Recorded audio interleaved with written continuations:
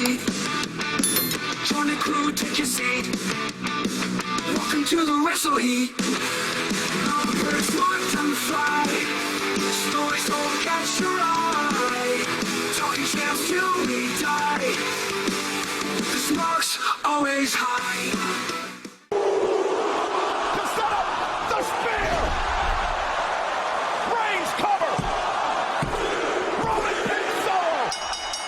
The OG Bloodline wins. All right. Let's stop it right there. We showed a little clip from WarGames from last night, Survivor Series. Welcome back to the Malapert Smark Podcast, by the way. I got Vlad and Robert with me, but I'm going to introduce them after this segment, after we review the men's WarGames from Survivor Series. But my guests are here to talk about Survivor Series. We're going to review Survivor Series and the week in WWE and AEW. But I'm going to jump right into it. We're going to do Survivor Series now, WarGames. I played a little clip so you know that the baby faces won. The good guys, I guess. Here's Roman pinning Solo. But I'm going to go back and review some of it. I'm not going to do a full-on summary like some podcasts do, but I am going to just play some highlights that I picked out, and I'm going to refer the audience to the links in the description. If you haven't seen this, you can go check out a low-res version that I posted a link to. You can go watch that and come back and listen to our review if you want, or if you've already seen it. Good. Here we go. All right, so the Bloodline. This is Solo's Bloodline. Let's do a quick summary of some highlights. They came out united. They came out as one. They didn't do separate ring walk entrances.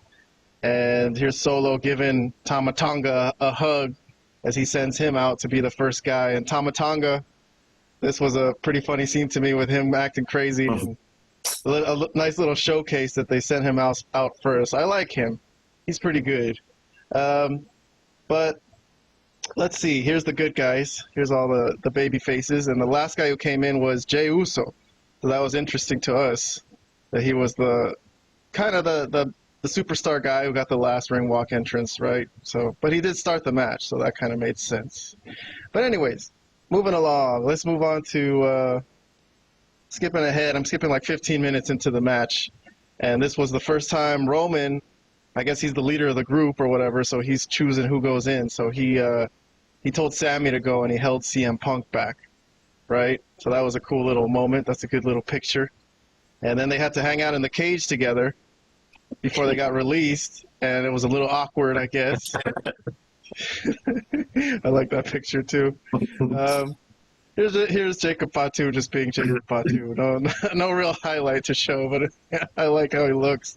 All right, so this is when the second to last guy comes in, and Roman wants to be the guy to go in there, and CM Punk shoves him out of the way and pushes him and goes in fourth instead of Roman. And the referees close the cage door on Roman because once they leave the cage, I guess it's final. The decision is final. So CM Punk grabbed a tool chest, which I guess also came into play in Hell in a Cell in his match with Drew McIntyre, right? That's true. Man, it would have been great if Drew McIntyre showed up. He tried to reach for the toolbox, and Drew McIntyre was underneath there. But no.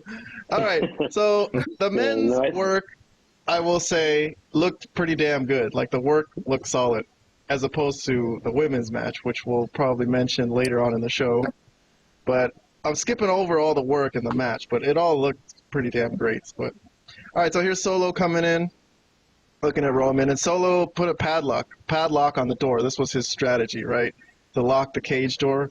But the cage, the roof is open, so there's really no use in locking the door. If it had a roof, what do you guys think of them not having a roof on these war games? Like, isn't the point of a cage match to be locked in there, unless it's like an escape the cage match?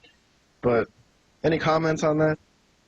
I mean, it didn't take away from the match for me, but yes, I think historically, right? If I'm not mistaken, the original war games had a roof. Yeah, there's supposed to be something to lock these guys in who are, in a war, and they got to settle the war. They can't escape. You know what I mean? So, but I think we mentioned last night that they get great aerial shots from the cage being open. So I'm guessing that's why they... Aerial shots and, of course, the high spots from the cage that happen in this match. Oh, yeah. Well, Also, if you're leaving the cage, you're not helping your team win. So what's the point?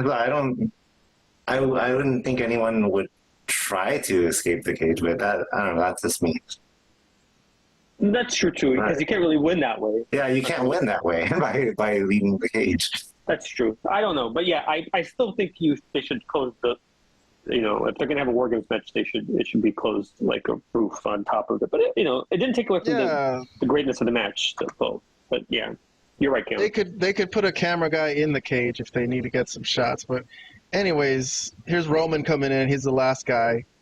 And I think he kind of helped cleared house because it was going to be 5-on-1 for a minute. Well, he couldn't get in. So first let me talk about him getting into the cage. So like I said, the door was locked and he had to climb in.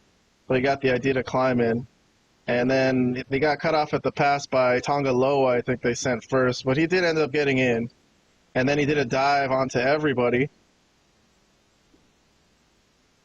So that kind of evened the score out. So when he was coming in, it looked like they could beat his ass 5-on-1 and take this match. But no, he kind of made everything equal and got everybody up on his side, and then they faced off for a war game. Well, before that happened, Paul Heyman came in. So I guess there was a moment where it looked like Punk and Roman were going to argue about something. But heads, Paul Heyman comes in and gives them an emotional, inspirational speech, right? Yeah. Well, because Roman had also speared Punk by accident, right? Was that right? Yeah, that's right. Earlier in the match. Yeah. Earlier in the match, yeah. All right, but anyways, that's when the ring announcer, I guess Alicia Taylor, her name is now, she announced War Games. So the match starts now when everyone's in the ring and they face off and some nice shots, some nice wrestling. Yeah, of course, that's a great shot. The 5-on-5 shot with the two rings. Of course, that is a great shot. Yup, and then what's his name? Bronson Reed goes to the top, and he's gonna do a dive onto Roman Reigns onto the table. So Bronson Reed is like 350 pounds or something, pretty damn big guy, and CM Punk literally saved Roman Reigns' life. So he can always look back at this and tell Roman, hey, if it wasn't for me, you'd be dead, bro. So, so Bronson Reed went through that table. God, that looks crazy. It was a great spot. And then, so there's Roman looking at Punk, and he's like, yep, thank you for helping me stay alive. And then I think there's another top rope dive. This is Jey Uso, or is it Jimmy? No, it was Jimmy. Onto Jacob Fatu. Yeah. Or is that Jay? No, I think that's Jimmy. That's Jimmy. Okay. Yeah. For some reason, they look kind of similar there. So he also got the good hang time. Really? Well, yeah. Why? I don't know. The twins looking similar. Well, lately I've been able to tell them apart. You know what I mean? It's not like the old days where I didn't know which one was which. But yeah, that's true. Anyways, the end of the match, I'm going to skip. They have Solo surrounded 5-on-1. And that's where I started playing the clip I played at the beginning of the show, and that was the pinfall. So the OG Bloodline, the original Bloodline, win the match, and CM Punk and Roman, I guess, had a moment where they were going to kind of shake hands afterwards because he was kind of left out of the group hug, right? But they had to show respect. I mean, CM Punk really did a solid for them here. I mean, shit. He did. He did. They gotta appreciate that. So, and then I guess the last thing that happened was Paul Heyman hugged CM Punk on the way out. So there you go. All right, reviews. So everyone submitted a review on this. Everyone gave this 2 thumbs up on the Malapert Smark rating scale. So we all loved it. I would say I was on the verge of giving it a fire and giving it 5 points on my Survivor Series review instead of 2 points. But I think the match was worked perfectly well. Everyone who in it who was working, I just think the booking was a little boring. It was just a babyface straight up win, and there was no surprise that we all thought maybe The Rock would come or something. So nothing, no surprise. They did linger at the end. They kind of hung out and made it seem like something's going to happen. Right. Yeah, they definitely lingered. That's for sure. Yeah. All right, let me go to your reviews. So I'll give you guys some time to talk. No time limit for this first topic. Go ahead. Let's start with Vlad, the wrestling expert. You go ahead, man. Yeah, I mean, it was a great match. It was, like you said, the work was tremendous.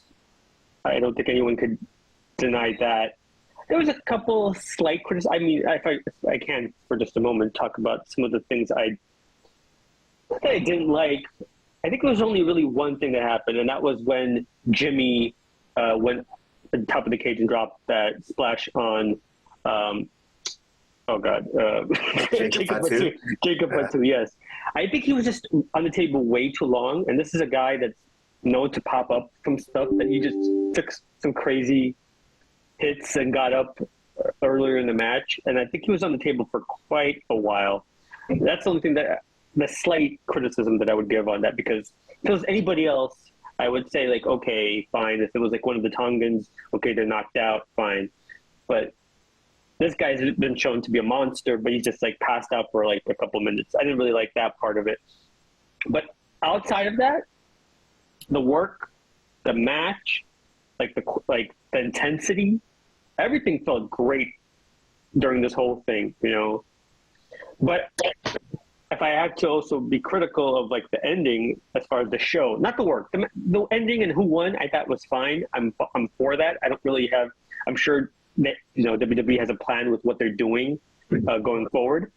But I think like just the fact that they kind of lingered out there, and we were all expecting, I think a lot of us, and not just us, I'm sure wrestling fans that are following the show like expected The Rock to come out. I mean, Survivor Series, he'd come out previously during the match with when Roman and Cody teamed up against the Bloodline. So I think it was just like expectations of something else happening that kind of didn't, because this could have been a fire segment all the way through. Like I felt. Yeah. Like, yes, me too. We thought it was gonna be. We were. I thought it was going to be. It was like this is great. I mean, but you know, I mean, back to the positive stuff. Like, yeah, the match itself was tremendous. Like, I can't. There's very few criticisms. It was just like that one thing that I mentioned about Jimmy and Jacob Fatu, but otherwise, like, it was a tremendous match. Everything that these guys did was great. Top level work. Oh yeah. Top level work. I mean, I think as we said during it, like, there's a reason that this is like the top feud in wrestling and has been. Like, not this like just specific to, but just why the Bloodline has been top of the wrestling world for like the last 4 years, 3 years, whatever, you know, whatever it has been. But I mean, I can't say enough good things about the work and the people in it. I like pretty much almost everybody in it. Everybody did a really good job. I mean, there's nothing negative I could say about the work and the match quality. But yeah, I think there's a little bit of like criticism that you could sometimes say about WWE is that their booking is a little bit boring, as Keon said. There is something to that, like kind of predictable. Very safe. Two babyface WarGames teams won. Right, exactly. And they sent the crowd home happy, I guess. They sent the crowd happy, yes. I mean, of course, you don't want to go the complete other way, like AEW, and just have all the heels beat the babyfaces clean either. But there has to be some happy medium between that and like just the babyfaces winning these big matches all the time. So, but I don't want to like take too much more time. I thought the match was great. I gave it 2 thumbs up. But yeah, there's always some level of criticism you could give, and I think that's fair to anything. Yeah. All right, Robert. Let's get Robert's thoughts. So 2 thumbs up from Robert. Also, anything you want to say about this? Yes, I loved it. So I was actually thinking that probably I didn't have an actual prediction as to who was going to win, but after the baby faces won the one for the female WarGames match, I then started thinking, okay, maybe Solo's Bloodline is gonna win, because it's, you know, to have the baby faces win both of the matches would be a little bit odd.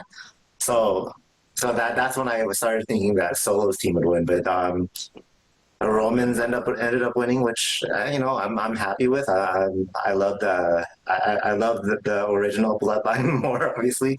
Though Jacob Fatu on Solo's team, he's a breakout star to me, and so is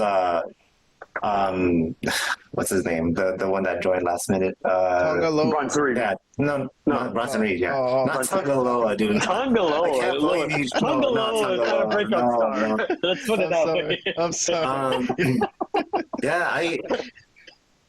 Yeah, they did post match. They did linger there for a while, without like showing the ending credits, right? So like, I was thinking maybe something's gonna happen. It would have been really awesome if The Rock had shown up, or if something happened post match. Maybe that would have made this a fire, actually.